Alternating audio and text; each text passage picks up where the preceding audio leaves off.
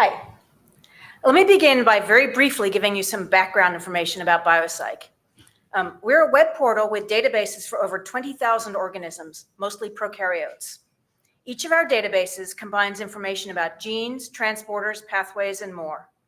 While most of our databases are purely computationally generated, we do have a growing number of curated databases. In particular, I want to point out BioCyc, our E. coli database that we've been curating from the biological literature for over 30 years now. BioCyc is grant supported, so it's free for everyone to access. Our other databases do require a subscription, although you can get a free month just by signing up for an account. We're a not-for-profit, so subscription revenues are just used to support our curation work. If you'd like to learn more about BioCyc, I will actually be giving a tech track talk tomorrow morning, so please come check it out. And I also have some data sheets for anyone who's interested. And I'm not going to go through this slide, but just to let you know that we have a huge range of tools and capabilities of various types, including omics analysis. So I do encourage you to check us out. Today, I'm here to talk about two new tools for exploring genomes. The Genome Explorer is our newly revamped genome browser. You've all seen genome browsers before, but ours has some nifty features that particularly support rapid browsing and exploration. This is a screenshot of our genome browser looking at a region of the E. coli chromosome. The location bar at the top shows the entire replicon, with a red rectangle indicating the location and extent of the focus region. Unlike other genome browsers that show a genome region on a single line with multiple tracks for different feature types, we display all our features in line. This allows us to wrap the display over multiple rows to ultimately show a larger genome region for a given level of detail. The legend here, which is hidden by default, shows the types of features that we display, each with their own icon type. For example, this display includes protein coding genes, RNA genes, transcription start sites, binding sites, etc. Note that when features of a similar type overlap, I guess you can't see my cursor, but such as near the bottom, we do have room to stack them. Color here simply indicates operon membership, with neighboring genes in the same operon using the same color, and then we recycle those colors further along. We have semantic zooming by default, so which feature types are visible depends on the zoom level. But you can use the controls in the legend to toggle certain features on or off. And we have a search box where you can enter a gene or base position to navigate to that position. And just a quick comparison between our inline view and the more traditional tracks-based view of, in this case, JBrowse, showing roughly the same portion of the strep pneumoniae chromosome. Our inline view is much more information dense, so we can show a larger region of the genome. We're showing twice as many genes here on the left, and still see the features quite clearly. But in particular, in the inline view, it is very obvious how features of different types are positioned relative to each other, and whether or not they overlap. In the tracks-based view, you have to trace down the grid lines, and even then it can be quite challenging. I think that's a real strength of the inline view. One thing we have put a huge amount of effort into is enabling rapid and precise navigation and zooming. You can use the location bar to specify an approximate region, and then drag in the main diagram for precise positioning. Drag left or right for small adjustments and up or down for slightly larger ones. You can zoom in or out around the cursor very rapidly using your mouse wheel or trackpad gestures. As we zoom in, because of the semantic zooming, more and more labels and feature types become visible. At the very highest magnification, you can see the actual sequence, and then you can again drag the display to get very precise positioning. So this makes it very quick and easy to get the exact region and level of detail that you want. Notice that for the coding regions, it's a bit hard to see, but we're showing both nucleotide and amino acid sequence. We make it very easy to select and export sequence regions just by clicking on start and end positions. You can select either amino acid or nucleotide regions and then copy them to the clipboard or export them to a file. We also offer a comparative mode where you can see how the genome organization around a gene in one organism aligns with the corresponding orthologs in related organisms. Note that we're not actually doing multiple sequence alignment here, although we do have other tools that do that. We're just lining up the centers of each ortholog to compare gene ordering. Here, I'm comparing the Cyc-A gene across 5 different E. coli strains. In this mode, each organism gets a single row. Color no longer shows operons. Instead, we're now showing all orthologs of a gene in the same color. Genes in gray have no orthologs in the start organism. Mousing over any gene will highlight it and all its orthologs, which is useful because we have a limited number of colors that we're recycling. And zooming and panning is synchronized across all the organisms. You can also right-click on any gene, and then recenter the display around that gene to line up its orthologs.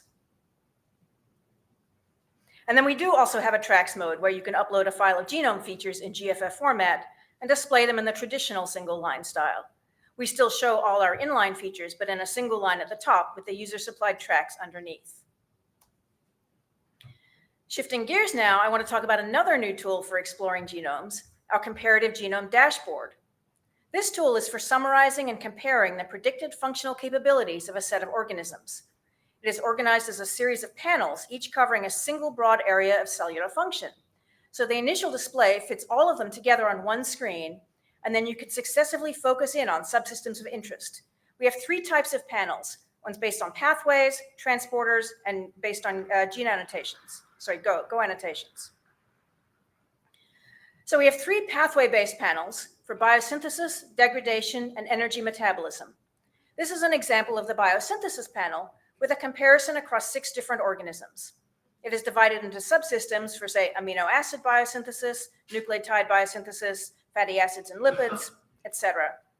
For each of these subsystems, we have a bar graph showing the number of compounds that each organism has a biosynthesis pathway for. So this depends heavily on our pathway prediction pipeline.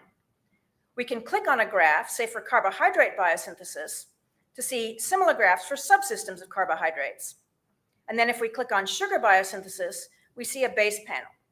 This panel lists all sugars synthesized by any of the organisms, with colored boxes to indicate which organisms can make which sugars. In a few cases, you'll see more faded boxes. This indicates that a pathway was predicted, but with a low score, if some of the enzymes are missing.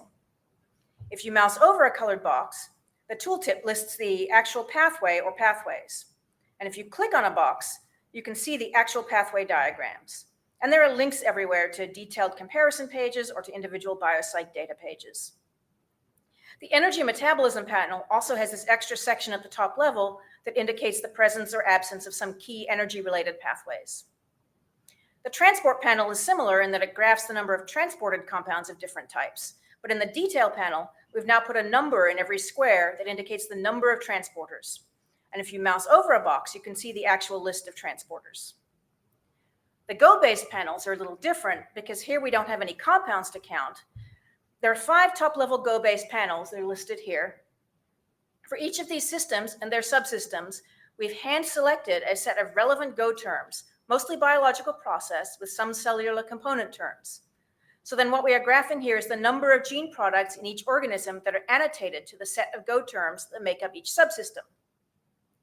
The base panel for a subsystem then shows the most specific Go terms under that category that any of the genes are annotated to.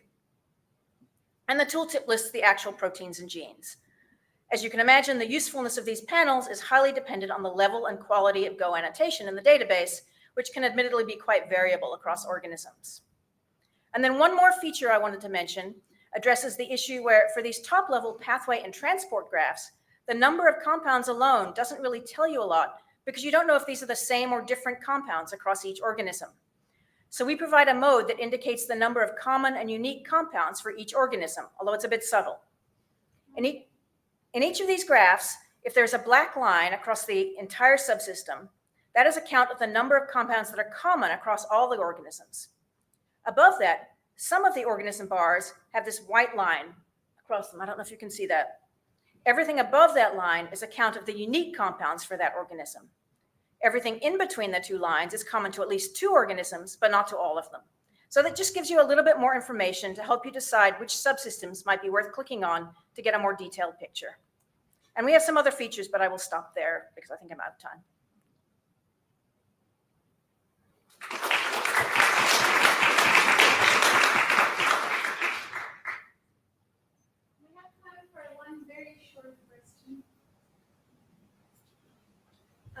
When you give all the different zoom options, is there any way to get a snapshot or a URI that's associated with a particular setting that a user has customized?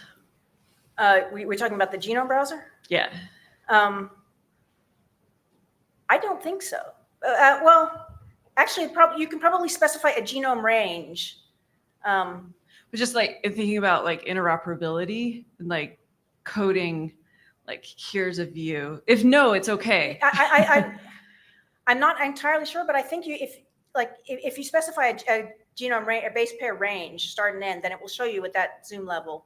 I'm not sure about the customization, about the things that are turned off, if we have a if that can be specified in the URL, but I can always put that down as a feature request. Okay. Oh, I'm interested in kind of the tech used to implement it. Thank you. All right.